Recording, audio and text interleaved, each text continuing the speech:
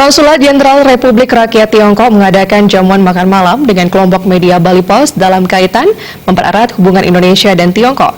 Dalam kesempatan tersebut, Konjen juga mengapresiasi peran KMB yang telah mempromosikan Tiongkok terkait kunjungan media visit ke Fujian dan Zhejiang Mei lalu.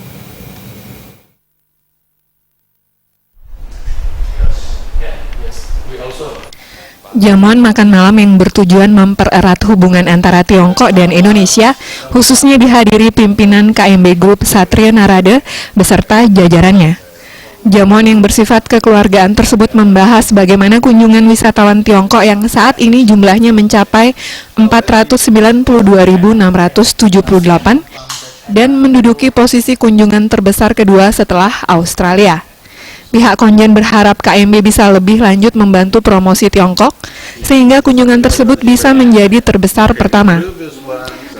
Kerjasama nantinya dilanjutkan dengan edisi berbahasa Mandarin yang rencananya dituangkan dalam Bali Travel News, salah satu media cetak publikasi pariwisata yang diterbitkan KMB, yang menyoroti budaya Bali dan memberikan informasi wisata terbaru Pulau Dewata.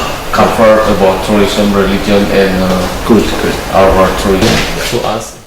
Konjen RRT di Denpasar, Gau Haodong mengatakan kekuatan budaya Bali dengan Tri Takarana merupakan daya tarik yang tidak dimiliki destinasi wisata negara lainnya. Ia berharap wisatawan Tiongkok ke Bali menjadi nomor satu, sehingga bisa memperkokoh hubungan kedua negara di segala bidang. Konjen yang baru beberapa bulan bertugas di Bali mengaku merasakan kedamaian seperti di rumah sendiri.